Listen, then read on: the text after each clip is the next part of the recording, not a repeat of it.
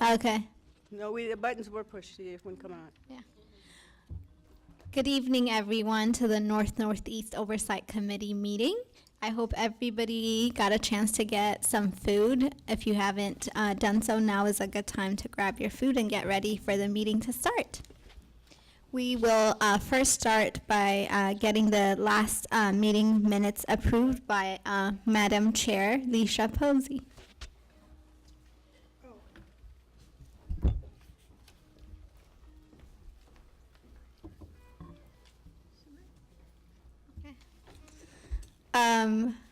Excuse me, today is my first day of facilitating, but we're going to first start by introduction. We're going to go around and introduce the committee members, and then we'll follow up by minutes approval by Madam Chair Leisha Posey. I'll start. My name is Haben Wildu, and I'm one of the co-chairs. Maurice Raming. Dorsey Johnson. Oscar Arana. Jennifer Huang. Leisha Posey. Gwen Thompson. Shanisha Smith. And with that, we're going to go to meeting minutes approval from the last meeting that we had for May. Leisha? Okay, so just everyone take about 3 minutes to read through the minutes to see if there's any edits, changes, or questions.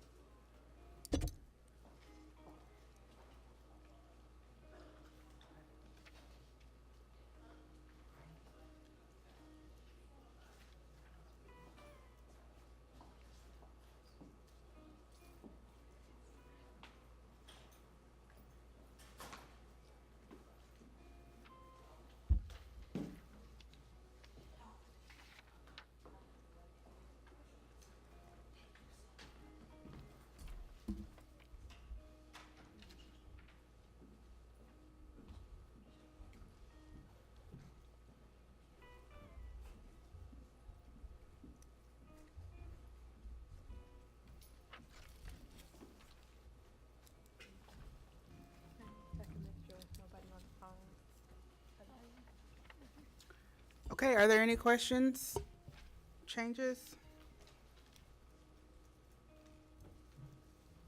Okay.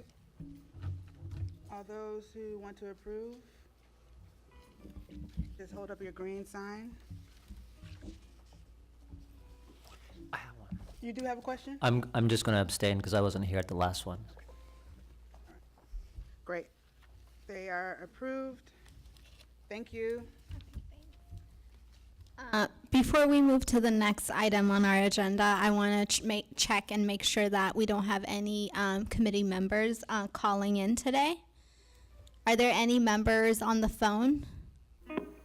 Okay, it doesn't seem like there's any members, but I'll do a check after a couple agenda items again. Thank you. With that, we're going to go to the reports outs, and yeah, the different subcommittees are going to update us on what is happening with the subcommittees and outcomes that they have reached since we last met. So with that, I'll start with Gwen Thompson. Sure. We had our very first outreach subcommittee meeting last week, and I must say it was a really productive meeting. I was very appreciative of all the subcommittee members and how verbose we were in sharing ideas and really getting the work done that we had intended to do. Kimberly, thank you so much for meeting with me in advance, creating a really solid agenda, which really helped us to streamline all of the goals that we had for the meeting. Some of the most notable comments and suggestions that were made during the meeting was to determine a strategy for utilizing partners and relationships that we have with Portland Prosper, and I think that we made some good headway in setting up both a system and some strategic goals in that area.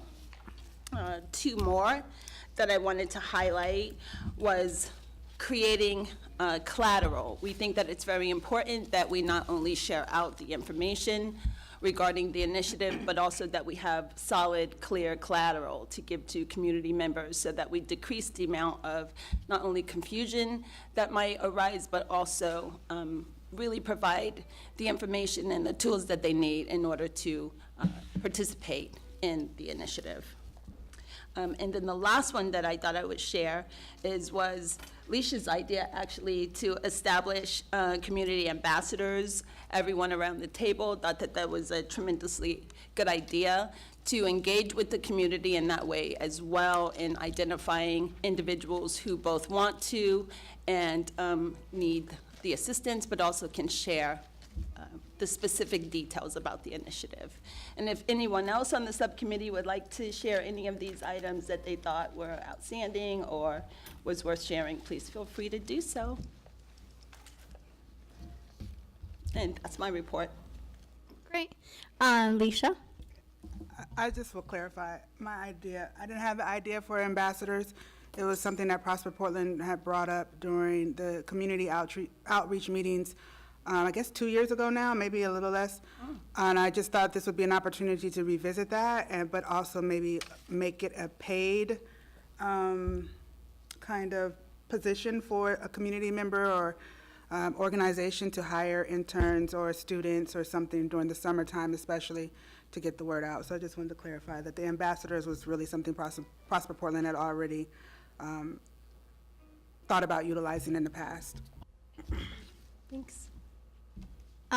Any other comments or questions from committee members, as well as we're ahead of schedule currently, so we can take public comments as well?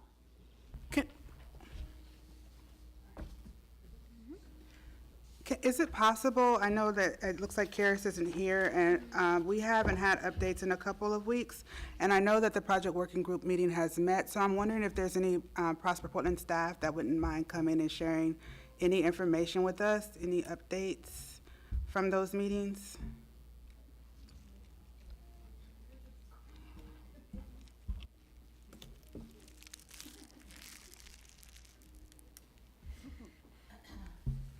Thank you. Hi, can you hear me? Okay. So the project working group met June 6th, and the last meeting also was May 9th, and I can't remember if we did a report out back then, but the June 6th meeting, they went over the collaborative agreement, also known as the Memo of Understanding between Prosper Portland, the city, and Legacy, and the committee had lots of questions. Most of which was a lot of the language was changed. And so the long and short of it is that Charles Will Hoyt was instructed to basically go back to Legacy Board and ask them all the questions that they had. And so he's going to come back in July with answers to those questions. And then the subcommittee for the project charter also met for the project working group, and they have a draft version ready for the larger project working group for July's meeting as well. So that's the latest update. Any questions? I have one question in relationship to how information is going to be shared through the community, so the community's aware that these meetings are directed towards also the community initiatives to be able to share the wealth. So the meeting is listed on the project page. There's also an Eventbrite created, and it's also going to be sent out to the mailing list. I'll have to check in with MJ as far as the analog versions of outreach, but I know that we have digital notices of the public meetings. So I'll have to check in as far as if he's going out and flyering.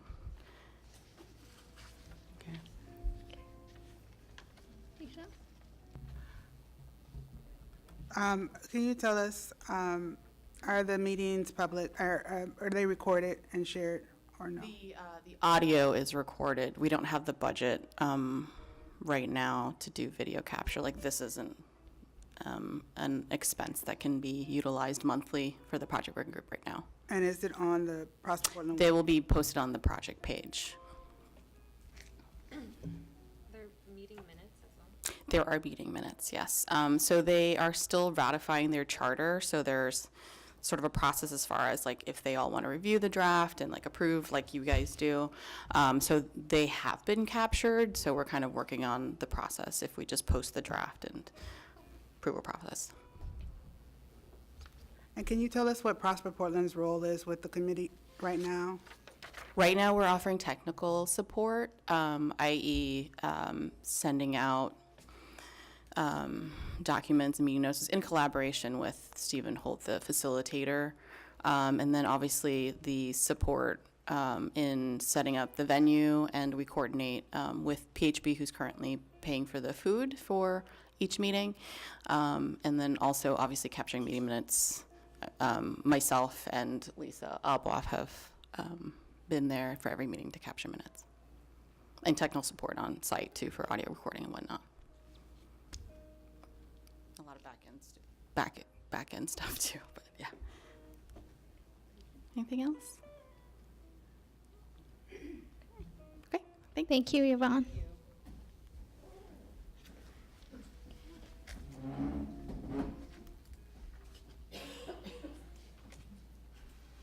Next, we're going to go to our partner presentation, and we have an update for the Broadway corridor update, and if June, yes.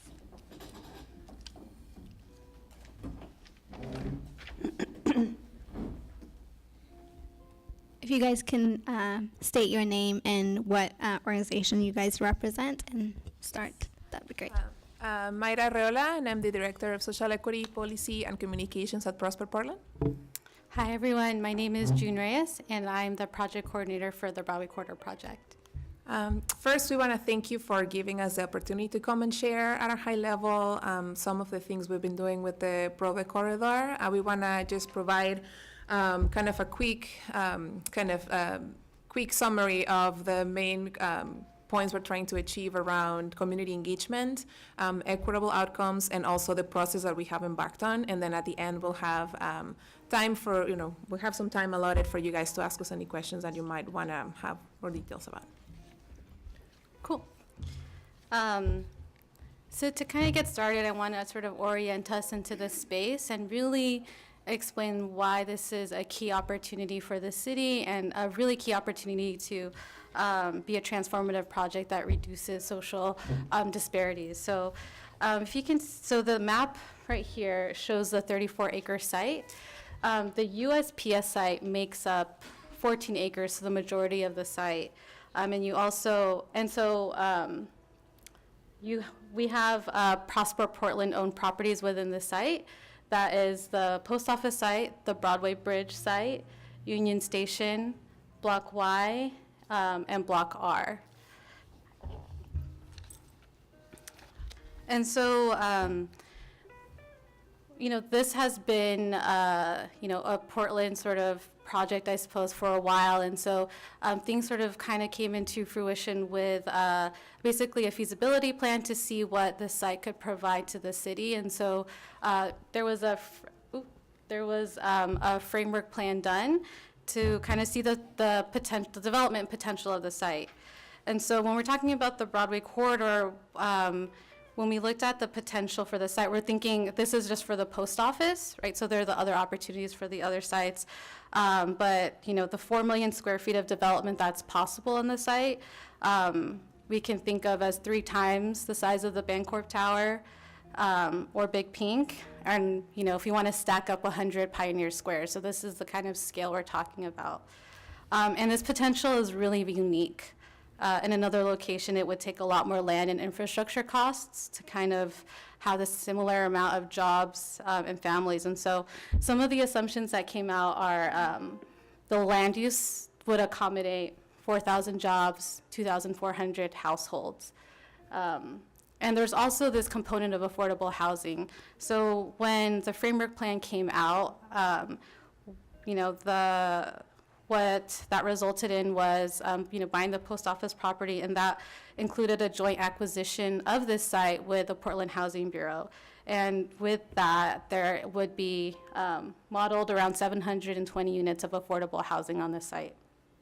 And so the site's a little bit different because we're looking at the sale from the land to be used for community benefits, and that could be invested on site and elsewhere within the city. So that's a little bit different from the TIF funding because we're looking at we're looking to fund some of the public benefits from the land sale. And so kind of just to locate us in this space. So, that is the site, and it has, so we're currently sort of in the development planning stage where we're coming up with a master plan for the USPS site and a broader development strategy for the Broadway corridor site, the 34-acre site. And so, part of this project acknowledges that, it tries to take lessons from, the redevelopment projects that we've been doing throughout the city. And so, we acknowledge that this land is more than just a development opportunity. It holds the opportunity to really honor the past as well. Something that we also acknowledge is that part of the culture and history is that the Broadway corridor area, the Union Station area, also was the location of a vibrant African-American community. And so part of our project goals and how we approach this work, which Myra's going to talk about, looks to really key in on those pieces. So this is a more intentional project. And so Myra's going to talk about what those intentional pieces are. So as one of the first steps to have different outcomes and a more equitable process, we started with a racial equity impact assessment that Prosper Portland conducted almost a year and a half to 2 years ago. And that was the first time that the agency has used a tool like that to really reconsider and reshift how decisions were made, how processes were established, and how, what lessons have we learned from the past that we didn't want to recreate, and, the kind of the overall approach for the process. So as you can see, we have some of the findings up there, but the results and the findings that came out from the assessment that was done first with staff, people that have been involved in this type of efforts in the past, and then we also share those findings with members from the steering committee, and then they helped shape the second external community vision or portion of the assessment. That really helped shape the way we approach the meetings, the communities we engage, the membership of the steering committee. As you can see, we have a committee that is approximately 40 people. It's a really big group. We know that there's a lot of challenges with having such a big group of people with so many backgrounds and voices and priorities. But because we understand the magnitude and the impact of this project, we really wanted to make sure that we had different voices at the table, and that we were able to look at it from basically a lot of different angles and perspectives, but really with the understanding and the shared agreement that at the end of the day, our priority is racial equity. So that's something that we made a very overt commitment towards from the beginning, and that, starting with the racial equity impact assessment findings, that, the people that we have at the committee, and also the way in which we have really tried our best, to create spaces and places every time we come together to have meaningful input, to really take learnings and feedback, to always go out of our way to try to craft a different experience for the people that are part of the group, and realizing that at every meeting we have a learning, right? And with every process and every effort we've had, there's something we've learned and something that has come back that we're like, okay, so now we know better and we're better positioned, hopefully, to have a different outcome. We started working with the steering committee since April 2017, and we're going to have that, the same structure until March of 2019.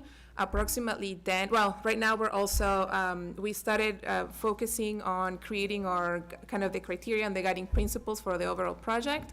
And then we are really starting to morph more into the community benefits agreement, which, as you know, that is the part where wealth creation happens, in that where we can have, really share mutual accountability with community, where we as the city or part of the city or Prosper Portland want to be, in some way held accountable as to how we set the stage for conversations and accountability to happen. But primarily, how are we distributing the wealth, and how are we creating opportunities for, local, for our communities, primarily communities that traditionally don't benefit from these type of projects, to really have not only access to the contracts, but also, access to the site when it's developed, like either living, working, or benefiting from the public spaces, or just seeing themselves reflected in that. So as I said, we foresee that this project is, the steering committee is going to be in function until 2017. Around that time, we assume or hope or expect that we will morph into more like a negotiations around the community benefits with the potential signatories or organizations that are going to be part of that. Those agreements that determine how benefits are going to be done for the project.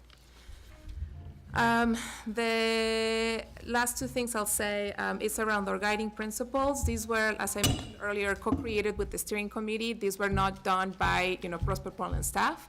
These were primarily driven by the findings of the racial equity impact assessment, and then finalized by members of the steering committee. It took us a long time to get there. A lot of, if you may even think of wordsmithing, but that, spending them time together, making sure that we all had a good understanding of our priorities and principles and what we wanted to achieve and what was the vision for that was well worth it. And also where we use this, or this was a way for us to acknowledge historic disparities and lead with racial equity, and really to keep connecting us to the history and the purpose of the site.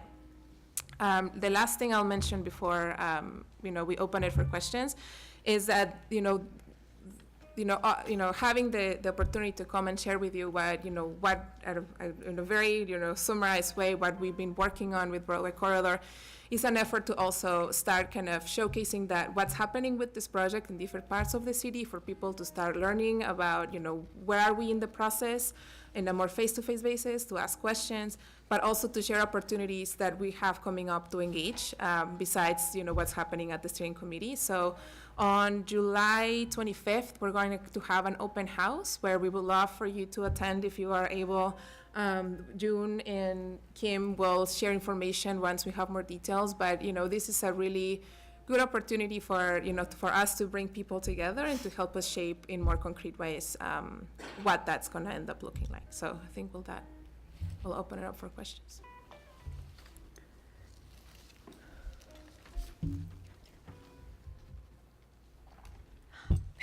Yeah. I'll start. I'm interested in the community benefit agreement that you discussed. Am I interpreting this correctly? Is this a document or a set of documents that you are going to create to articulate the specific benefits that are going to be established, meaning they have not been established yet? Yeah, so we have not set the frame for the public benefits or community benefits process. We are starting to morph into those type of conversations with the steering committee. We're creating work groups where where additional interested parties can participate. Can also share more information about those at the after this meeting if you're interested. But those groups are going to help us create the kind of the priorities that we. Sorry, I'm like my throat is very. The priorities. Or the kind of the recommendations, if you may, that the community would like to see as part of that ultimate benefits agreement, community benefits agreement that may look a lot of different ways. We don't know as of right now if it's going to be one agreement, if it's going to be different agreements, what type of agreement. But for now, we're calling it CBA.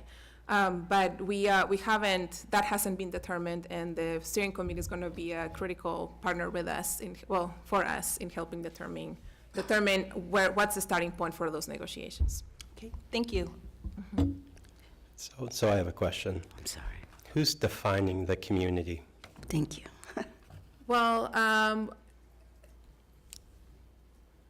for now, for our immediate community, for now is the steering committee. That's kind of like the first group of people that we work with. However, we know that a lot of the people that are represented in that community are representatives of different communities, right? So there are there's organizational representation, there are networks, there's a coalition there. So those are kind of, in essence, the people represented at the steering committee are in some way kind of like a microcosmos of a lot of the different communities that are representative of Portland. We understand that that's not the only venue. This is why we're also coming, to groups like, the one we're here today, and that we also engage with Lara Media Services to help us get and reach out to communities that sometimes or historically have not been engaged in this type of projects. So there are multitude of communities, and our starting point is the steering committee, and we know that that's not the only group of people and representatives that we should be engaging with. So my question is, as far as creating the community benefits agreement, are you inviting all communities to participate, or are you selecting communities to participate? And have you looked at the community benefits agreements that they have in like LA school district? Have you looked at the one that they have in Seattle? Because it's a totally different process. So I'm curious, have you looked at those processes? And if so, what did you learn from that? So right now we have been doing a lot of research, and June can speak a little bit more about this. We are working with Jamise Myers, who was she's played a critical role in one of the major CBAs in Oakland. So we're using a lot of her expertise and kind of guidance around the process. But we haven't really started having formal conversations around the CBA, kind of determining who's going to be the signatory and who's going to be part of those conversations. We really haven't started that. So I think, one thing we can do is share more information once we have it, but June, you have more? Yeah, I appreciate you sharing pointing out the Seattle CBA and the school district's CBA, as most of our modeling has been around the Oakland Army-based CBA. And so, there's not a lot that we can offer in terms of structure, because we're trying to be very intentional with how this gets done and the process for it. And so, to Myra's point as well, we'd be also happy to come back and talk a little bit more through that as our process gets more solidified. In the Broadway corridor area, and the people who are most impacted with the needs that you are going to offer and stuff, most of the time they're not aware, or they're socioeconomic, and there's drug issues and things of that. And so certain people probably would not have the same access as other people. How are you going to define who gets in and who does not, or who's, has the ability to access and who does not have the ability to access? Because like I said, when you talk about in that Broadway area and stuff, the housing and the disenfranchisement, as well as the drug-related issues, are definitely something that needs to be part of the process. Yeah, I can talk a little to that.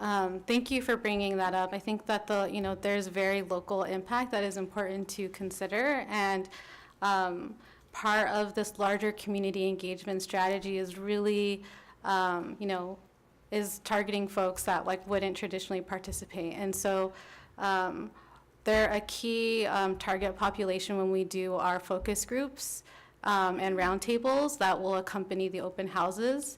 And so we're hoping to gain that perspective that way. We also have social services. We have the transition projects, also representative on the steering committee to provide that perspective as well, and are also check in with the Old Town, Chinatown community, or in the neighborhood association. And so those are the ways that we're looking to really engage. And to your point too, how folks experience services in that space is going to be important. How folks how they experience the space through construction is going to be important.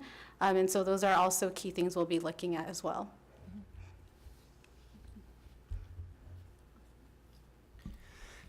For me, not so much a question, but more like of a thought or a recommendation. I'm wondering if you guys are already strategically thinking about the connections between the Broadway Corridor project and the North-Northeast investment. I think the North-Northeast investment is probably, it's already happening. Broadway Corridor project is a few years out before we kind of start seeing the actual physical structures coming to life. But really trying to make that intentional connection. If we have businesses here in North and Northeast Portland that are getting started and growing, and then being able to help them scale and be able to make that transition to a downtown setting. So trying to really be intentional about creating policies that allow for that preference to happen. And then the other one would be around the affordable housing that's going to be created in that project with the Broadway Corridor project.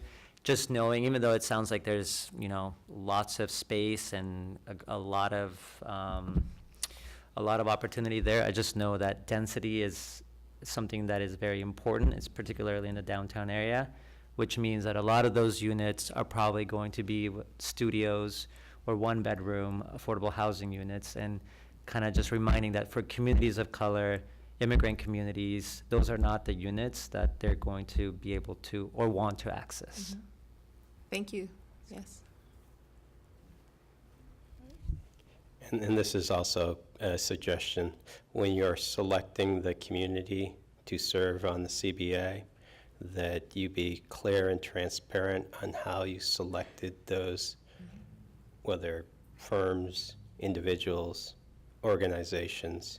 You said that there was an emphasis on the African-American community, so I'd imagine that you would have a heavy basis of utilization there.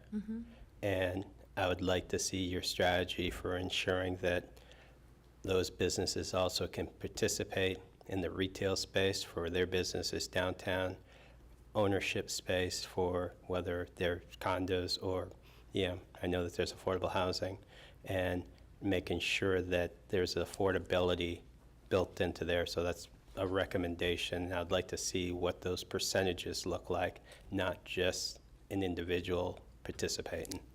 Thank you. Lisha? So thank you both for coming tonight. I appreciate your availability and being willing to share with us. Who's the developer? Or have you chosen the developer? We don't have a developer. We have an advisor. It's an advisor on the master development plan. So right now their role is really to help advise, but we're primarily working with CGF to help develop the master plan. Lisa Boafis, she can also answer more details about that. The firm is called Continuum. They're out of Denver, Colorado. They worked on the Union Station development in Denver. And the selection process that the steering committee kind of posted us through, selected them to advise us through a master plan that's required by the city for us to build on the post office. And then they have rights to kind of enter into contract the post office site. So the rest of the properties that you described, they don't have rights to, but they have rights to the post office.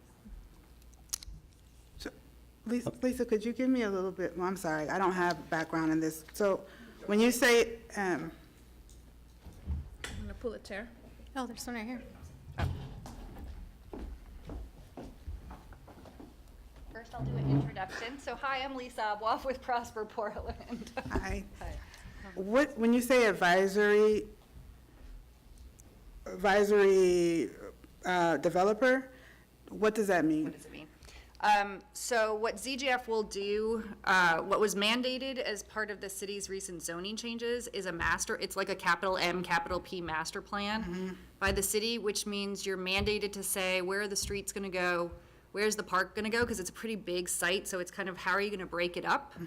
And then it's what's called massing, like where are the buildings gonna be and how tall are they gonna be in general? And what are the uses at the ground floor, so you understand what it would be like to feel, to experience that space. And Continuum, what we wanted to make sure is that we had a development advisor who was saying, is this something that kind of the market can support? What's the balance between office development, retail development, housing development in a way that the market can support it because the demand is there, and that lenders will kind of invest in those projects so we know we can build it and have the businesses go in and have the affordable housing happen.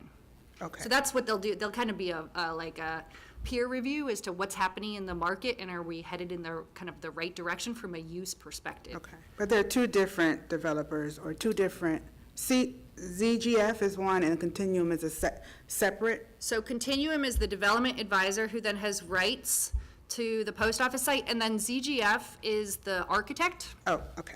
And so we hold the contract directly with the architect, so they kind of answer to us in the steering committee in terms of how we guide them and they'll do the actual drawings and the application to the city so that we can get it master planned. Okay.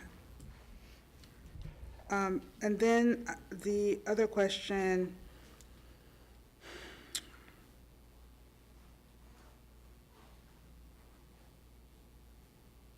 I lost it, I'm sorry. I have a question. So does on Continuum's team, and but I believe I think the answer is no, but as far as diversification on their team, as far as African Americans that are working with them, are they looking, if the answer is no, are they looking at hiring African Americans to participate on their team? And the second follow-up to that is, are they looking locally? And so if the answer is yes, then I'd like to know what that percentage looks like. If the answer is no, are they looking at that? Yeah, go ahead. So the answer is so we went out with what we call a solicitation to select the developer. So it was a competitive solicitation. It's actually kind of some of the pictures that you see here were a public event where 3 firms interviewed, and then Continuum was selected as a result of that competitive process. They came in just with their firm from Colorado and said, we're not gonna kind of come in with locals because we don't know Portland and we wanna get to know Portland first before we start picking local partners and before we've had a chance to talk with the steering committee and talk with the community. So currently, there are no African Americans on their team. I think you're, and then what we have encouraged them to do, they are committed to hiring locally, and we've actually provided them with kind of a list of advisors to go talk to. We don't want to direct them to like one particular person or 5 particular people, is we provided them with a list of folks that we think would be kind of good spokespeople within the community for them to go meet with to start to do local hiring. Yeah, so I guess my question wasn't who to partner with, but as far as employing directly with Continuum. Yeah. So that would be different. I know that they sent me out an email to meet with me. That hasn't happened yet, or I haven't gotten a response back from them yet. But what I'm referring to as far as if we are really trying to do an impact to actually help African Americans be able to participate on this, my suggestion would be to say if Continuum had someone that looked like me on their team, they might be able to better understand what the desires and the needs are. If there was a person that they hired locally, that would be even better. So I'm looking at like what is a direct hire, because what I saw, no one on that team looked like us around this table. And so I would like to see their team at least reflect what we're trying to do on the project. We agree. Yeah, I agree. We want to be diligent about not directing them to hire specific people, but say kind of go out into the community and work with the communities that we know are spokespeople within communities of color to identify who good candidates would be for them to hire. But we have encouraged them to hire somebody. That's an employee Yes. of them. Okay. Leisha? Okay, so I kind of remember it now. Could you tell me, June, about the land sale portion of the community benefits? I didn't understand how that process works. Actually, I think it, Is Lisa. can you take it? Can you take this, Lisa? Because we own the land, we have the ability to structure the land in a way that can kind of either when we sell it for cash, we can place that cash kind of elsewhere, or the way that we've contemplated it, including in the RFQ, the request for qualifications for the developer, is in some sort of land transaction that would create an ongoing revenue stream that comes back for investment citywide. So if you think about kind of tax increment financing is constrained within our urban renewal area, it's constrained in terms of uses. The way that we structured the purchase of the post office property frees us of some of those constraints. Because it was actually bought with a line of credit from the city, and then it was bought with a loan internally, so that we could structure it in a way, knowing that there was kind of a revenue potential coming off of the site, given its location, that we can spend it citywide and we can reinvest kind of the value that's generated off of that site as development occurs citywide. Is that? Yes. Would any of that income or revenue generated be then spent on opportunities for African Americans around ownership of land and or property, or are we still talking about investment in businesses and affordable housing and other non-property ownership type of investment? So that's an important question, and I think it's why the community benefits agreement discussion is gonna be a lengthy one, because in as much as the community benefits agreement discussion is about like what happens on that property from a community return, it can also discuss what happens with that revenue stream that comes off of the land transaction. Yeah. So it's not, we haven't determined yet, and it's why it's important for us to think intentionally about who's the community, who's kind of signing that agreement with us in terms of the oversight and administration of the resources.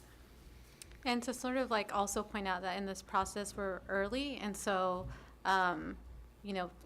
we see developing the master plan until maybe the summer of 2019, and then we would go into negotiations. So sort of opening up a line of communication and inviting folks to participate in the visioning of the site as well, because then that way when we have more people around a vision of how we can see like as far as we can see together into the future, what this looks like, then we can actually advance these outcomes. And so we're hoping that this isn't, the last time we're talking to you about this. Thank you. Nisha? Okay, I'm just going to be brief. I have a question that relates to the community. We keep saying the community. And I'm just a big question of mine is, why did we go to an outside organization? Why is Colorado being the person who's looked upon as a development strategist for this particular thing? Is there nothing within Oregon that we could also utilize that construction thing that also employs people of color as well? I'm just trying to look at it from a certain side. In my mind, I kept saying, he who feels it knows it. And a lot of people who are going through what we're going on is not part of the process. So I'm like, why are we, that's just my question in my head. Why are we going to Colorado? And why is there nothing that could be on the development stage that is here? Yeah. Do you want me to? Yeah, go ahead. It's a good question. It's why we started with a steering committee. So as Myra referenced, we did a racial equity impact assessment. With past projects of this size, conventionally, we would actually start the steering committee kind of in the community conversation right around now after we had picked a partner. And so instead, we backed that up by about 1.5 years so that the community could drive what we collectively are looking for in a partner. So that's one answer of kind of how did we involve the community to drive what's the partner we're looking for. And then to answer your question of kind of why Colorado, one of the things particular to the post office site is that it will take about $1 billion worth of financing to develop the scale of development that can be handled on that site. That's not a scale of investment that most local developers can access, just in terms of the way that kind of you get access to financing. So what we kind of went out for is a development partner who had the expertise, both in terms of doing kind of community involvement and thinking about community benefits, had access to capital to build at that density, and then had the experience to build kind of both at that scale of development, so 20 to 30 story buildings, and could do so in a way that we felt kind of built a quality place for the community. No? Well, so we didn't go directly to Colorado. The way we issued we issued kind of the offering, let's call it, nationwide. So we didn't go directly to Colorado. It's that there were companies, there were companies from the East Coast who came in, there were companies from California who came in, there were companies from Colorado who came in, there were companies out of kind of the Pacific Northwest who came in. And we had an evaluation committee that reviewed the proposals. We had minimum qualifications. The companies that met the minimum qualifications were given to the evaluation committee that was comprised of like people from the steering committee, some city staff, and people from other from the development world. And based on that, the last three candidates were surfaced as these are the ones that not only meet qualifications, but we believe, or that the evaluation committee thought were the stronger ones, and then those are the ones that went to the public forum. We'll take one more question and then we're going to move on to the next agenda item. And I think that your evaluation committee, I thought that was a good selection, just as I know I tend to say stuff negative, but I wanted to say it as positive.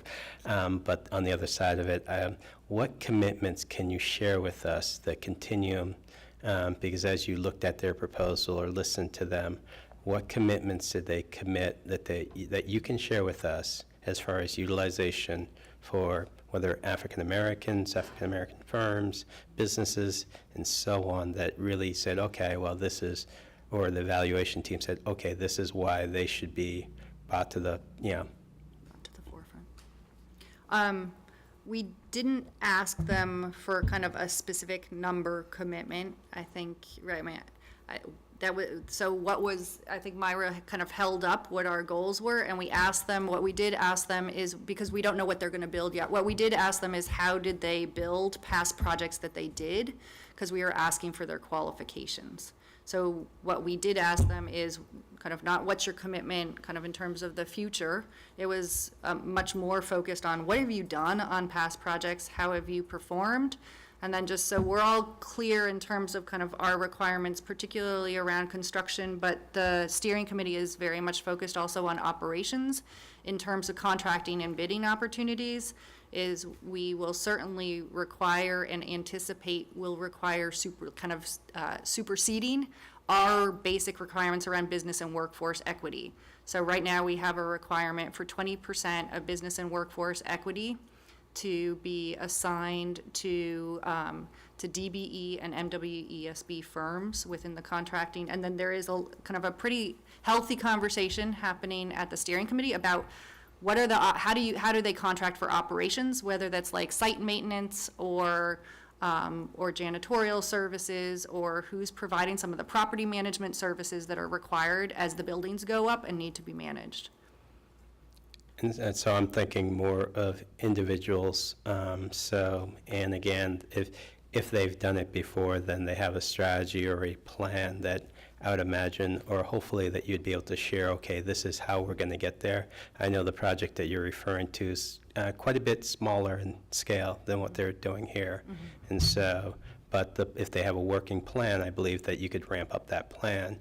I think what that would be helpful for this committee is to see, okay, this is how they're going to achieve these goals, not just set them or say that we've achieved them in the past, because we're a different community than Denver. I'm not from Denver, but I'm guessing. So I would like to just see what at least their plan is. I think we'll jot that down as something that we bring back and kind of highlight in specific as we move forward with the master plan. Thank you. Thank you so much for coming to speak to us. But before you guys leave, it seems like everybody is really interested in the steering committee. So is it open to the public? And two, when are the meetings and the location? If you guys can tell that to us and we can get an email, I think a couple of people on this table at least would love to come join the conversation. Yeah, we definitely would love to have y'all join the conversation. It's a public meeting that happens at Prosper Portland the fourth Tuesday of every month from 2 to 5. And so I'll forward that information to Yvonne. And so y'all can get that invite as well as when our open houses are, because we'd love to have you there. And I also want to say thank you for your questions and your feedback. It's really good for us to, hear what you had to say. So thank you. Okay, thank you. Thank you.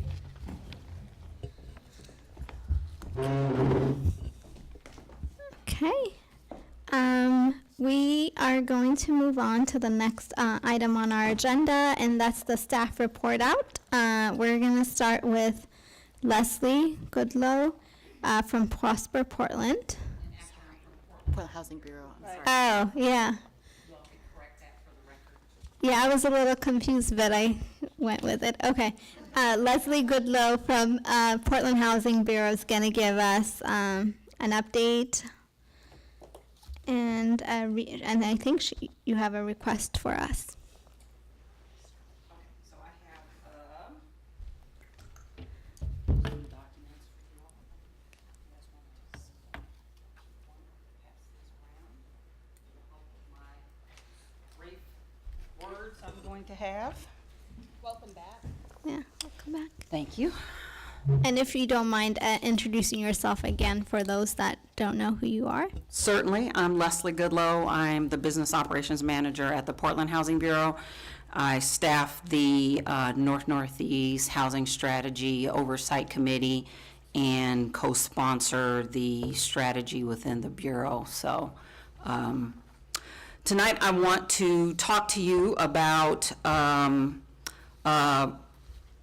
some of what you're going to hear at your joint meeting with the Northeast Oversight Committee next month.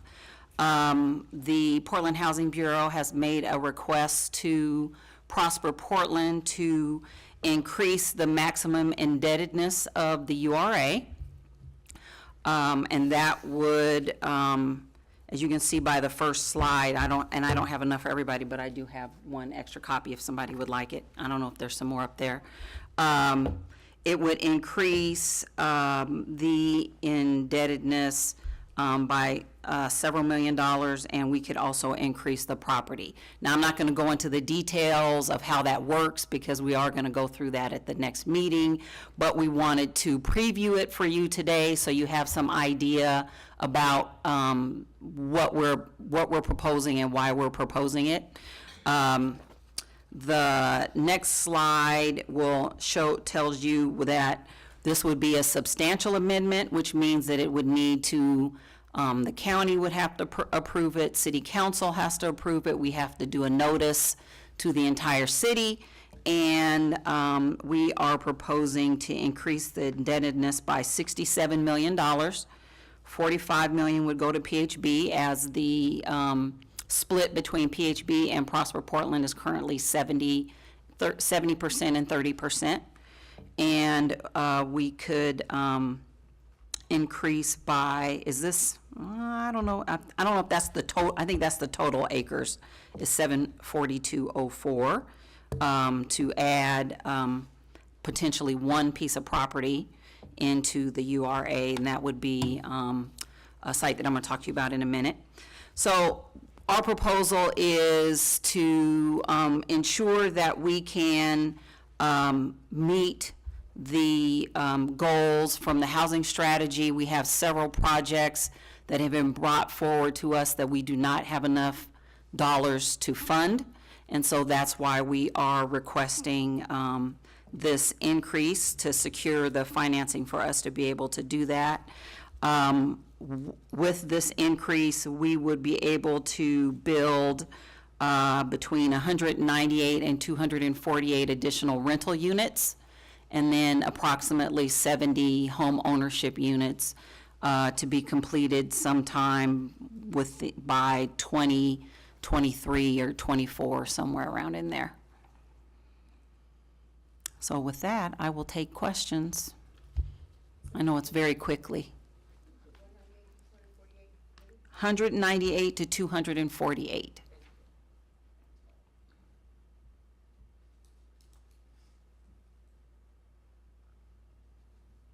Oscar? Where are we don't have a map, but can you kind of geographically describe the addition of the acres and where they would be added? The only piece of property that we are requesting is a piece of property in North Portland. It's on Syracuse, that is currently owned by the Water Bureau, that we are purchasing, that the Housing Bureau is purchasing from the Water Bureau with the intent of doing home ownership development. And I can't tell you, I can't remember how many acres it is.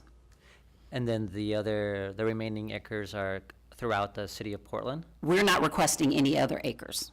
We're just requesting that one piece of property currently. That whole 742? No, that would be the entire URA. Yes. Jennifer? Yes, sorry.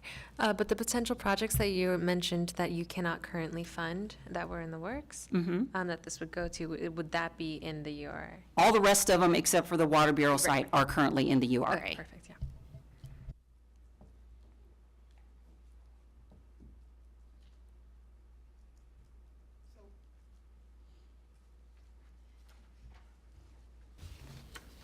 Do you know if this would also increase the amount of time we have to spend the dollars? I'm not an expert, but I believe so.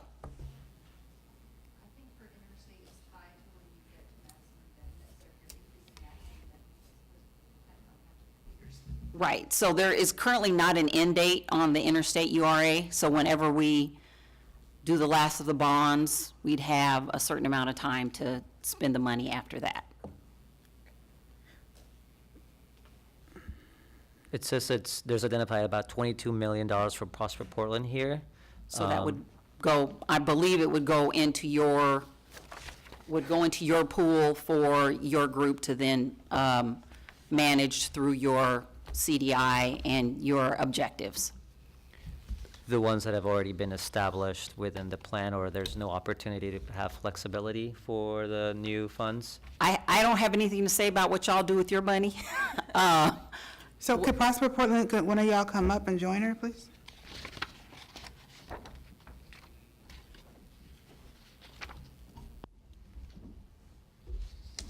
Good evening, everyone.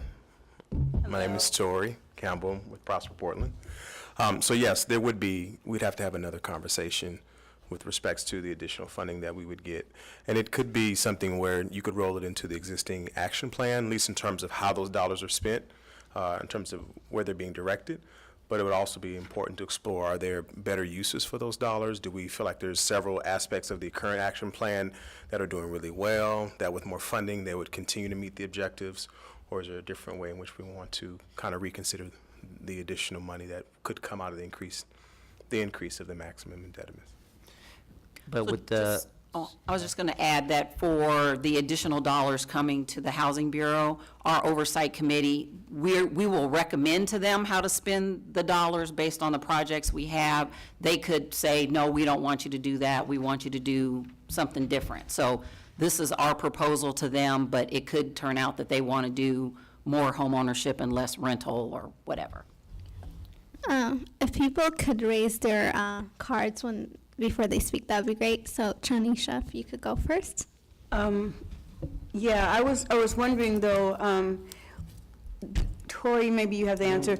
Does this money, is that filtered into the $3.2 million, the $302 million? Is this TIF funding? What type of? 32 million, yeah. Or is it? It's TIF. Oh, it is TIF funding? Yes. Okay. Gwen? I'm just really curious for my own education. I understand it's a 70-30 split. What's the logic behind that? City Council increased the set aside for affordable housing in interstate due to the significant gentrification and the number of people of color that had been pushed out for a variety of reasons. And, you know, the interstate URA, when it was created, was supposed to, in the original plan, I can't remember how many hundreds or thousands of units were supposed to be built that were not. And so when they did the TIF lift, 2015, they increased the overall to 45% across all the URAs. But since interstate was already above that, when you figure out the dollar amount, it's actually about 70-30 split. Okay, thank you. Disha? I have one more question, and this probably is not going to happen, but will there ever be a decision to push the borders out or push the parameters out for the URI region? Will it always maintain it at that same for those people who lost the ability to receiving their funding? You know, will there be a decision that is between Prosper Portland or between the city or the community at large to be able to have some accessible funding? Because I've gone to major meetings and that there are people who find out they're never going to get funding because they were pushed out of that region. Leslie, is that something that you guys have any type of ways to? Let me tell you what we have done so far. Prosper Portland did a study and plotted how many houses were within 500 feet of the boundary and 1,000 feet of the boundary. And there were something like, what was it, 8,000 houses? Around 8,000 houses. and way more land than we would be able to include.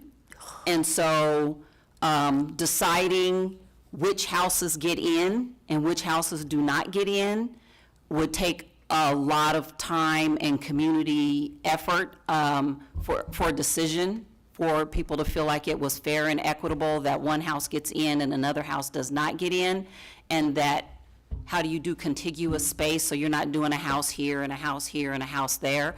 But we have looked at it and the feasibility currently, it's beyond what we're currently able to do. And we've talked about it quite a bit, about how we would have to do some kind of community process to try to decide how do we pick which houses get in.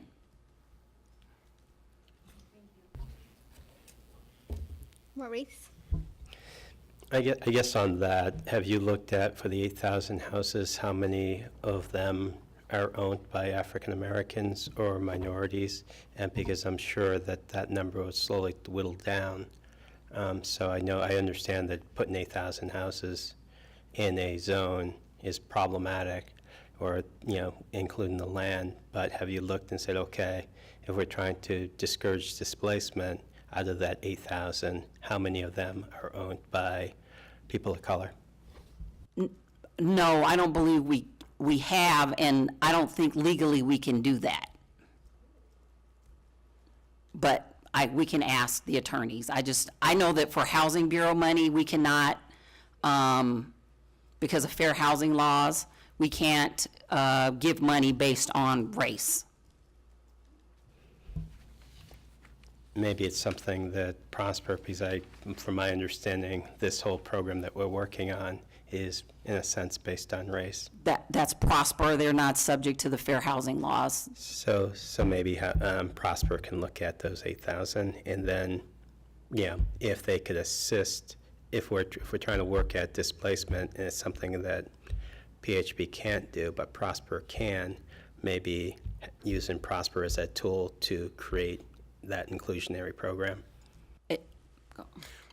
We can consider it, but I think, again, our lane is around economic development, and that's really Portland Housing Bureau. I mean, that's really some of their strength, and so I think we're trying to come at this collaboratively, but even the monies that you have from within this action plan that are to go towards helping with home, down payment or housing assistance, or I know we've nixed the ADU, those dollars have been given to PHB to administer. So some of it is also just the way in which our bureaus work in terms of what's our sweet spot. But again, we can always revisit that and consider, are there ways that we can potentially look at to identify and kind of delineate between those 8,000, which ones would be more geared towards African American communities. But we'd have to discuss that more in detail. Yeah, we definitely would have to get a legal opinion about what we can and can't do. Yeah.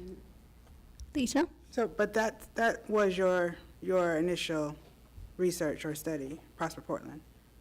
The 8,000 homes was something that Prosper Portland. Yeah, we did it. It was a conversation we had. We have all a lot of the data points because we are kind of the urban renewal area go-to, so we can continue to dig into that. Yeah, and it was based on people who'd owned their houses since before 2000. Which is when the urban renewal Which area is when the urban established. renewal era So went we're in. able to identify it around that, but we did So not dig into it. to follow up on that then, in our impact study that we are currently looking to do, would be the next, step in that? If we have the 8,000, now we're looking at how many are I've asked for numbers on how many African-American homes are owned in the URA. I believe someone else from the Portland Housing Bureau asked us when we first started meeting if we should consider more houses than this, more houses there, and I was like, well, how do we know if we don't know how many are owned by African-Americans?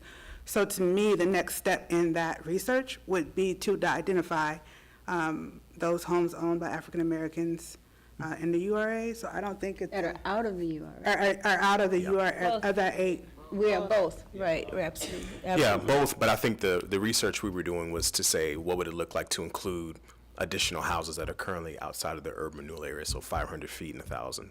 But we can definitely also potentially dig into within the urban renewal area. No, I'm saying. But I think you're thinking more. He's saying scale down the 8,000. Correct. Right, so I think as part of our impact study, that should be one of the indicators, or one of the things that we're looking at, is to say, how many of those homes outside of the URA, of the 8,000, are owned by folks of African descent and/or other people of color, to see what we're looking at, number-wise. Because to me, I feel like we're talking in, like, up here in the sky, clouds, whatever, because we don't have any actual numbers to look at. Yeah, we can definitely look into that. Thank you. I'm gonna take mine down. Thank you. I'm not the facilitator anymore.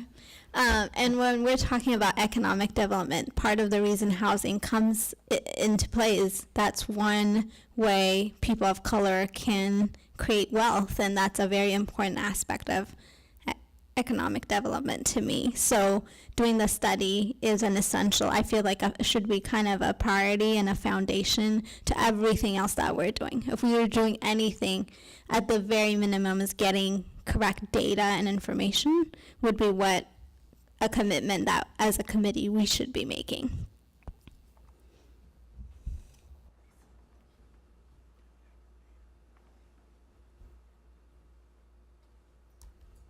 Any other questions? No, I think my other questions will be for the part 2, A2. I don't know what that is. Me neither. Thank you for sharing. Agenda, okay. Thank you.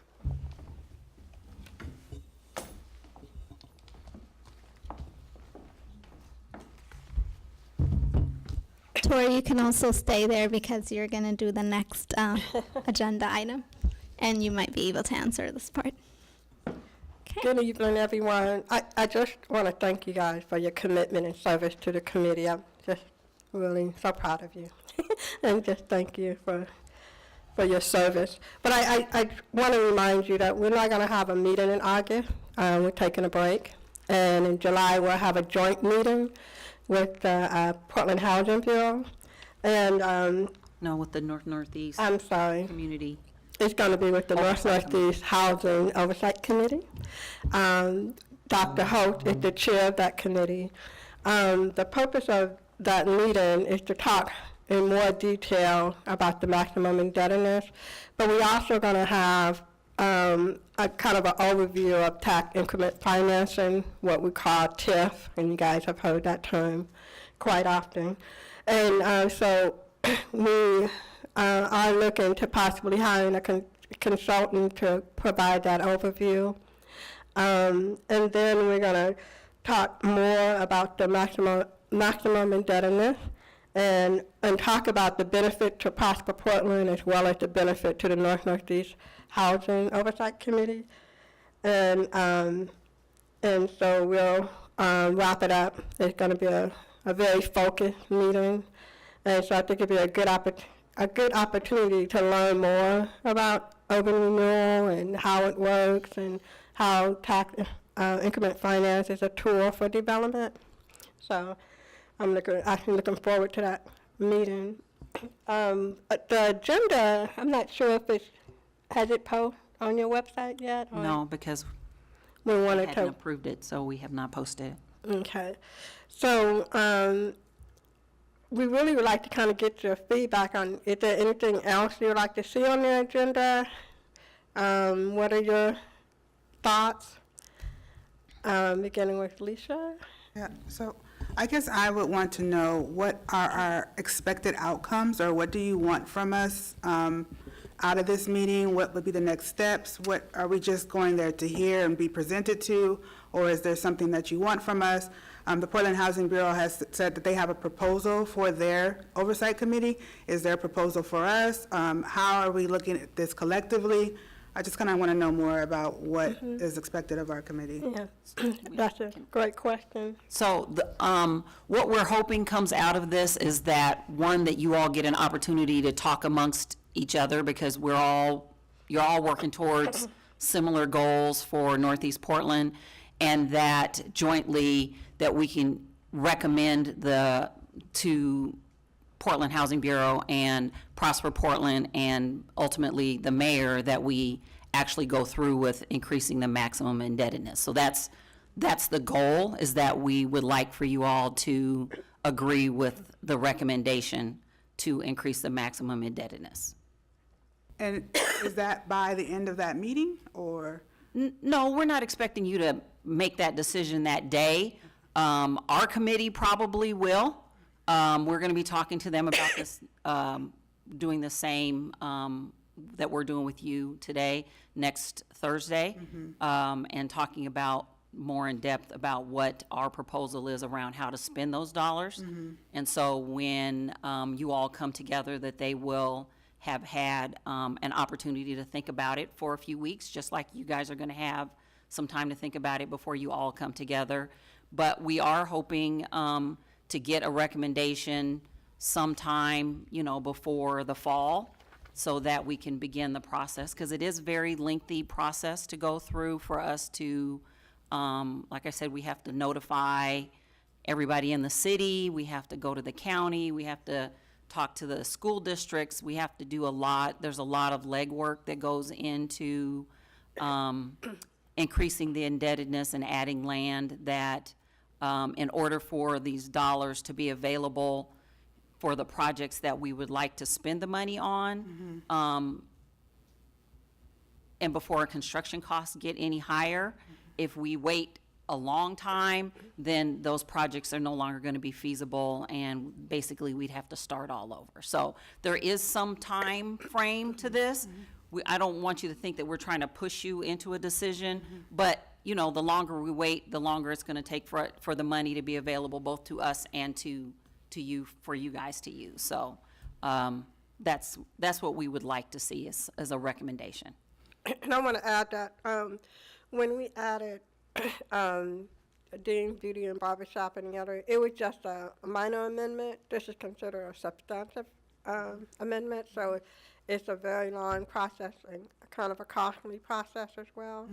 And so the timeline is critical, and because it takes about a year to go through this process, and it's going to be extensive community participation and involvement, because it's going to be a major notice, a super notice, we call it a super notice, that goes out throughout the city. So it's that's why it's kind of important that they get a decision or a recommendation, as soon as, within, reasonable time. And I also wanted to encourage you to go to the meeting on June 28th. That's going to be held at New Song. It's the Northeast Oversight Committee that Leslie referred to earlier. So that would be a great opportunity to learn more. And I also will forward you the PHB PowerPoint presentation that they have posted on their website. That's about? That talked about the maximum indebtedness. So I guess, Kim, my question is more about the $22 million. And, we haven't had a discussion there. The $45 million seems very focused. The $45 million seems very focused. They have a piece of property they want to buy. And I'm not against any of that, right? I just want to know, we haven't had any prior discussions. We are barely now just getting to the point where we are actually talking about other things than the charter and committee members and things like that. So I just want to make sure that we get the information. If you have a plan, if you have ideas, that we're talking about it, because if we're taking a break in August, we're going to get this information in July. There's a break. Then we come back in September, and what's expected of us. And I feel like we're always a little bit under the gun, and we feel that pressure without having a full grasp, and which is another reason why I wanted to have like an outside consultant or someone come in and talk about the TIF financing, what our options are, what we should be looking for, just so that we have the highest level of understanding and participation amongst the group. Because a lot of this stuff is newer for us.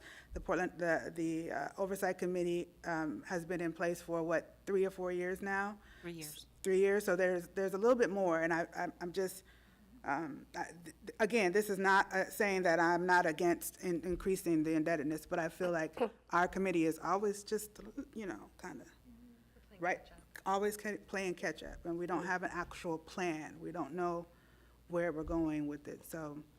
And I believe, and Troy, you can correct me if I'm wrong, but I believe if we do choose to support the maximum indebtedness, if that happens, you guys will help inform how that money's spent, and we can choose the process. We can go back out and have a community forum and help, have the community, decide, what to do with that remaining, with that new addition of funding. So it's really going to be up to you guys to set that direction and to guide that process on what to do with that additional funding.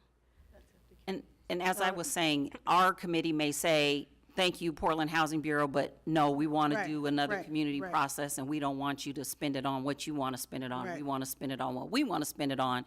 So that's part of what will happen over the course of that year while we're going through the process, is that they will have the time to think about, do they want to support senior housing? Do they want to put home ownership out in North Portland? So that's part of what that year time while we're going through the process to get to the maximum indebtedness, then you have time to think about how you actually want to program those dollars. So you don't need to decide in August, yes, you want to do it, and this is how we want to program the dollars. So would you be asking for this increase without the Water Bureau property in mind? Would this be something that the Oversight Committee has already been talking about, or Portland Housing Bureau? The impetus for asking for this is the Water Bureau property? No. Or is No, something that's you would just ask additional. for no matter what?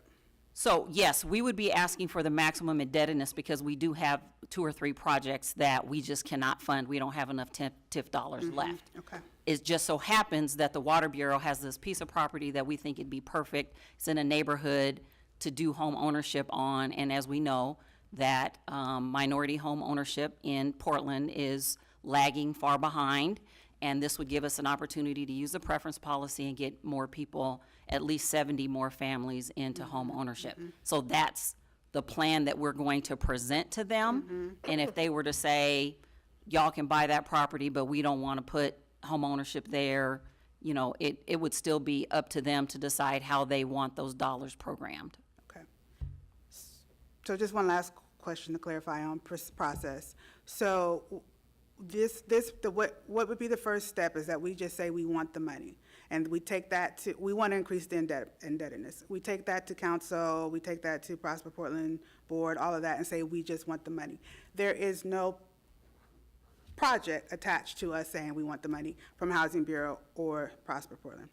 At this point, all the, our Oversight Committee is going to get is my proposal that I put together of how we could spend the money, how many units we could build of rental, how many home ownership units, but we will still have to do some kind of community process. The mayor's not going to just let us say, we've got $45 million and PHB gets to decide how it gets spent. Right. I mean, we have about 13 million left in our bank right now that we need to do a community process, something about how we program those remaining $13 million, which is some of what we're going to talk about at our June 28th meeting. So we will have to do something with the community, with our Oversight Committee during that year to talk about how that $45 million gets spent. Before we go to council? No, we'll go to council. So we're going to make the so if you guys say yes, and our committee says yes, then we will start the process, and we'll start talking to the county and the school districts and Prosper's Board and the city council, and we'll do the notice. So while we're doing all of that process to get us to the approval, then you guys can be planning and talking about how you'd like to see the money get spent. So do your community process, whatever that looks like for you and whatever that looks like for the Housing Bureau and our Oversight Committee. So that by the time we get to the end, which is whenever that is, it's a year out from when we start approximately, then everybody's got a plan for how those dollars are going to get utilized. We're going to take one more comment, and Maurice, if you could go, we have 2 minutes. And so one of the things I feel like is we haven't been able to deploy any of the funds that we've had for the most part currently, I guess some, but it seems like we have this really slow rollout. And so in this process, in this meeting, what I would like to see from Prosper is, okay, we are going to expend so many dollars in this year for businesses, or however we decide. We already have the blocks, but, you know, to me, it's kind of odd because we're going to be asking for more money, and then the people that I know are going to be scratching their head saying, you're asking for more money, but you haven't spent any money. And you haven't, because I had a number of businesses trying to participate in these programs, and they have not been able to. So I'd like to see us have a plan for, okay, how many businesses are we going to impact? I think that PHB's done a good job of expending money, better than us. They've been around for like a 3-year, or the committee. But I think for us, it's a really odd ask to say, can we have 22 million when the question is, how much have you guys burnt through? This is our 13th meeting. We're missing one more meeting, and then we're meeting again. In that meeting, we're asking for money, and I still look at some of these numbers, and we really haven't moved the needle. So I'd like to have a plan to move the needle before we ask for money, and I'd like to have that plan. Hopefully, it could be simultaneously, so at least we could say by the end of the year we did something. I agree. Hello. Testing. All right. I agree with you, Maurice. And I think that this work that we have to embark upon is something that we do together. And I think that's one of the significant roles that this group is doing and will continue to. And honestly, and probably now more than ever, because we aren't talking about charter and because we aren't talking about how many folks here, so we have quorum. So there already is a plan in place. I think we're at a place now of both executing on it and also, you know, you're helping us provide a critical eye to say, for those areas where we've already allotted money and we've not seen any money go out the door, what needs to change? Some of that might be what the subcommittee is working on with respects to outreach and communication. Maybe there are ways that we can utilize the strategies that you guys are thinking about to help us there. Or maybe there's other more fundamental elements that are at play. So I agree with you. I think we all are eager to see the current bucket of monies that we have go out the door, because you're right, having more money but not having mechanisms that are in play for it to be successful in reaching the folks that we wanted to, that seems silly. So I agree with you. I think we are all eager to try to figure out why the dollars aren't going out. Are there better ways that we can approach it? Is it a strategy around communication, or is it the mechanisms themselves or the tools themselves? There's been a conversation, as many of you are aware of, around even the conversation around loan versus grant. Like, all those things are like healthy to say, is there a more excellent way in order to see this action plan come to fruition? So we want to continue to work on that together. And so just one last thing, I'll echo some of what Maurice said, that, you know, everybody has heard that we've struggled to get homeownership dollars out the door. We have, you know, a pool of money right now we have 7 people out of 65 that we have gotten into homeownership. And so part of the discussion next week will be around what we're doing to change the trajectory of how things are going. Because again, we're asking, you know, we asked the mayor for some citywide dollars to get for 10 more homeowners, which would get us to 75. And, you know, half of city council's like, well, you haven't spent the money that you have. So I agree with you, but at the same time, we know that there's not enough affordable rental units, and without additional dollars, we would not be able to do that in the URA. So. And so maybe in this joint meeting, we could actually have that as an agenda to figure out the best ways of deploying, us as a groups deploying these dollars, so that, and like I said, I'd like to set a target, and if we say, okay, 20% is going to go out the door by X date, at least it gives us an area where we actually have to produce an outcome. Right now, we do not have that. No, the PHB subcommittee has that, but I think that that's a reasonable outcome, and we should expect that, or should be expected of us. Very much so. And I think the other piece to add to that is, by having those more clearly defined kind of outcomes, then it presses us to say, if we're not getting and hitting that goal, then do we then need to reallocate those dollars elsewhere? You know, like, I think that's where we are at a place of trying to understand, like, what's the best way to utilize these dollars? And if it's not going to be towards what we assumed when we created the action plan, what's an alternative route that's going to be more successful? Because there are certain aspects of the plan, as you all are aware of, that are doing well, you know, that are meeting those numbers, and there are others that have not we haven't gotten one thing out the door, and that's a concern for us as well.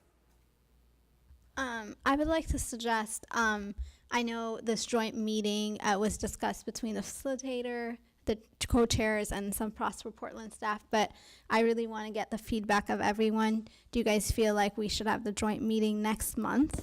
Does everybody feel prepared for the meeting? Should we push it for another month and maybe next month regroup? I think we should go ahead and vote on that. And also we should vote on whether we should have an August meeting or not today. Okay. Okay. So, all those in favor of having the joint meeting next month?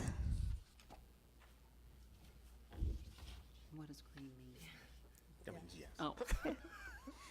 And then, all those in favor of having the August meeting or Not having August meeting.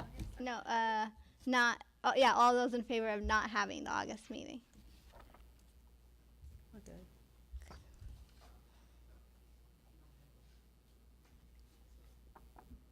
Okay. So Okay, not having it won. not having it, yeah, so we're not gonna have it. Which was what yours card was. But I do, so I want to thank you guys for coming and talking with us and for putting this meeting together. But in terms of August, I did want to bring up a separate issue quickly, so thank you. If we don't have a regular monthly meeting, that there might be an opportunity for us to have a team building meeting, something a little bit more robust where we get to know each other and communicate in that way instead of around the table like this. because- Yeah, more something informal. Yeah, so building some relationships and some team around us. Love it. So if we don't have the August, we voted not to have the August meeting, how many would be open to having a different type of meeting during August instead? Okay. As long as we're not- Okay, perfect, great. You're abstaining. Leslie. I just, we've had a lot of discussion around public meetings for our group, and so you guys can meet and have a great time, as long as you're not making any decisions on anything, then you're okay. And you're on my skirt. Team bonding, kind of. You might have people staring at you while you're bonding. Okay. I have one really quick thing that I need to address to this group here as well as outside group, is I have my concerns are gonna always be reflected on community. There's the community, this is organizational, but community is very rarely represented. And we had a couple people who came to several meetings and that was their concerns. So how do we be able to eventually get community-based voices, thank you, where they're aware of what is going on, that they may have access, and they don't know it. So that's just going to be always my concern when we say we the people and the people are not represented, okay? And I think, Gwen, you might be able to speak to this through our community outreach strategy. That's kind of the heart of it, is to try to engage with members outside of this group. And I know I'm not at the table, but I just would say part of it, I think, is how things are noticed. And so for our meetings, we send out a notice 2 weeks ahead, and then we send out another one a week in advance to 2,000 people. And so we might get 50 people, but a week before every meeting, we send out a notice to our Emma group so that people know, when our meetings are and that they get a reminder. So I don't know if that might help, but it seems to make a difference for us.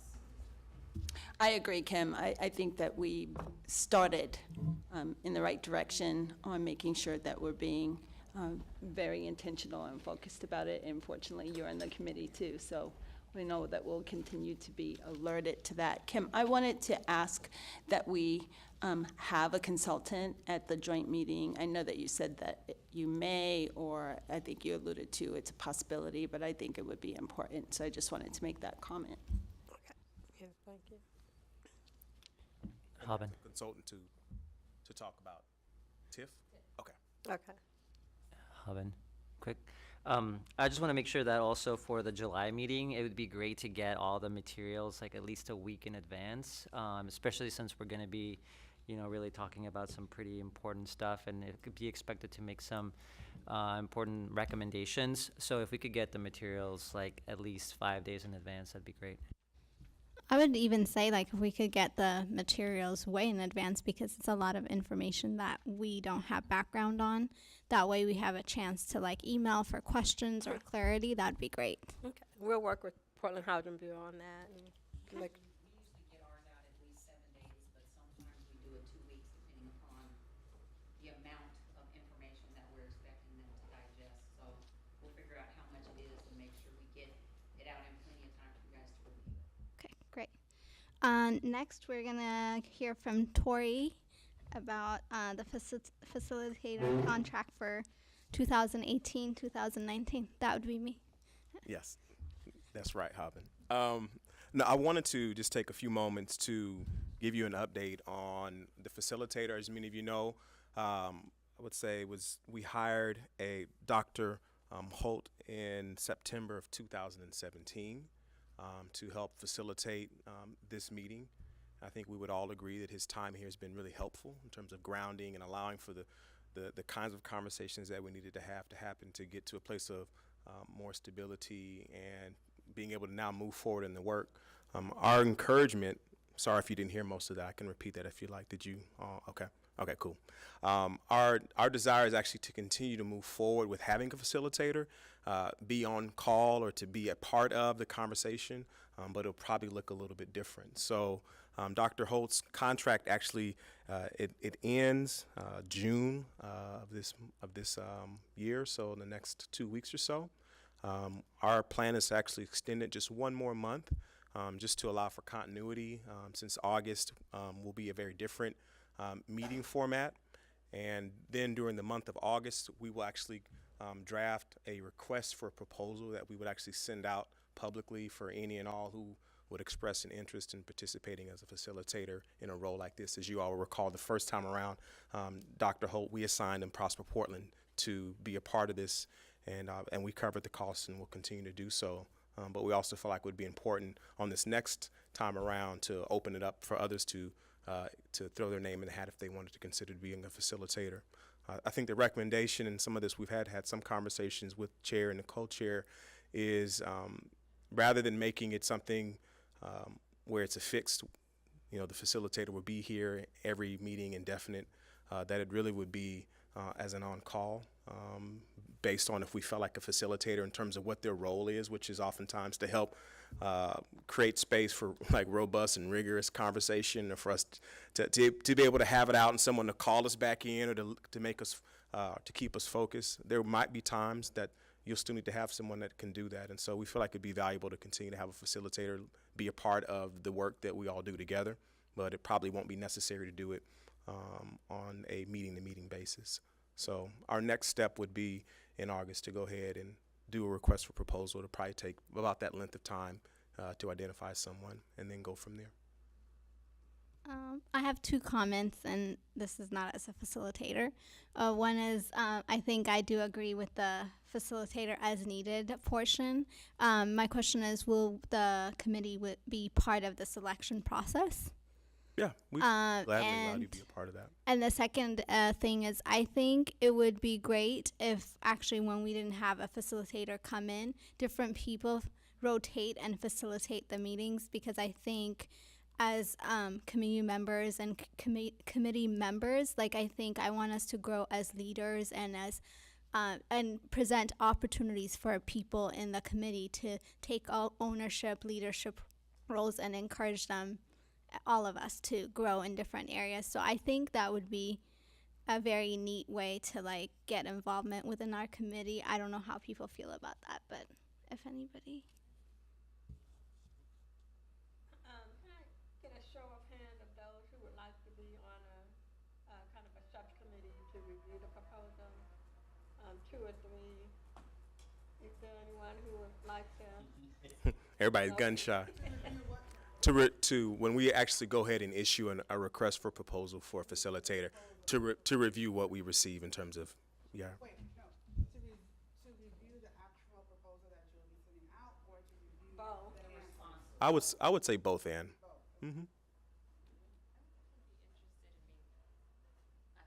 Cued into it. I don't know what the time commitment would be. Okay, and we can also get back to you in terms of what a time commitment would look like. I think that that's fair too. So Okay, yeah, then I'm interested. yeah.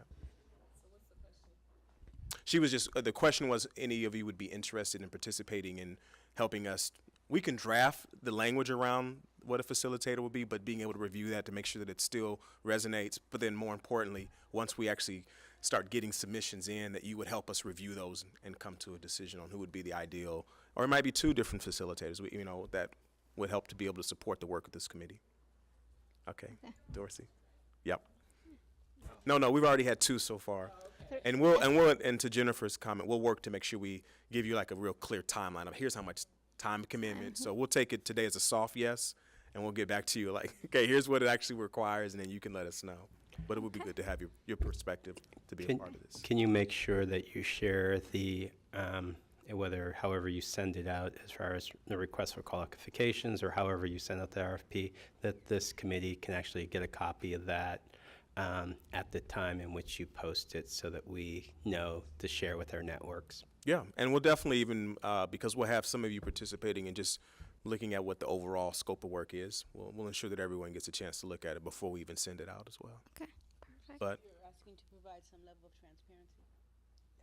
yeah, but I think to Hobbin's point though, part of what Dr. Holt was able to do, which was actually really good that the group wanted this, was he did send you all through a bit of a facilitation training, and I think we've all recognized that the uniqueness of this group. I think one of its strengths is that it's a group that's really formed of a lot of folks that aren't the usual suspects in this work, and so there's been the opportunity to build capacity in you as leaders to get used to all this bureaucratic jargon and all these silly acronyms. Of much of that is probably intensely frustrating, but I think in 2 or 3 years from now, there will be muscles that you would have developed that'll actually allow you to be more empowered to lead in unique ways. And so I think we'll, as a city, will be better for that. And so I think facilitating meetings, sometimes people think it's just an easy thing to do, but get on that microphone. Hobbin can tell you it's a little bit of work tonight, but I think for us, it's both and. I think we want to not only have you stand in here and provide support of how do we do this plan, but also to grow your skills. So I'm excited about those opportunities. Lisa? Tori, can you please clarify for me, please? You said you want to extend the contract for one more month. Just which one would more. be what month? July. July. Yeah, for this last meeting that we have coming up for next month. So he will be playing the role as facilitator and committee member for the Housing Bureau Oversight Committee? But you'll be, okay. That extension, so all future expenditures will be coming from the general fund or some other fund? Yeah, we're at this point, we've determined that we will continue to fund a facilitator. It won't come for the $32 million. The cost will probably be different because also the frequency will also be different. But in terms of the funding source, it'll be from outside of the $32 million. Okay. Okay, thank you, Tori. We appreciate you taking the time. Next, we have Yvonne to tell us about tabling opportunity at the People's Market. Hey, this is really quick. So you guys know My People's Market. Hopefully you do. If not, there's a flyer on right in front of you. It is a market where vendors of color get to come together and sell their wares, and it's also DJ, music, and overall just big party where you get to see a lot of vendors you don't get to see at Portland Night Market or any other markets around the city. So we will have a Mercatus and Prosper Portland table. And so I have a sign-up sheet here if you would like to volunteer. It's just 2 hours of your time during the market, which is Saturday, June 30th from 12 to 8. And also this weekend, we will have a table at Good in the Hood, both Saturday and Sunday. And we could really use some support from you guys if you are available. And again, it's just a couple hours, and it's we'll have collateral mostly about our programs. Obviously, the action plan we can share, but the implementation of the action plan are the programs. So we'll have all collateral for each program. We'll walk you guys through it so you won't, and we'll have Prosper Portland staff there so you won't be working by yourselves. It's mostly just to help support and kind of greet people and introduce the community to you guys and the work that you do on this committee. So I have a sign-up sheet for both 2 days of this week at a Good Hood and next Saturday on the 30th. Thanks. With that, I'm going to open it up to public comments.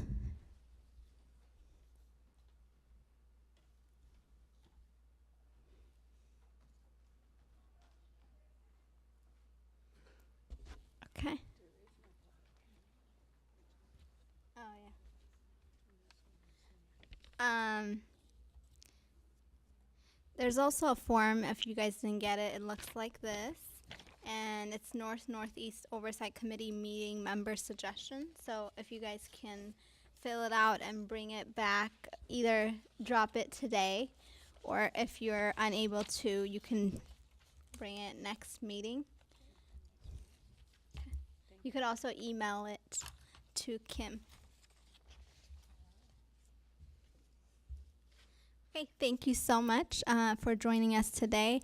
I'm very proud of all of us for all the hard work that we have been doing in this committee. I can't believe we've been almost a year in this committee. Actually, a year and 1 month. Yeah, good job, everyone. I'm proud to be part of this committee with you guys. Thank you. Bye.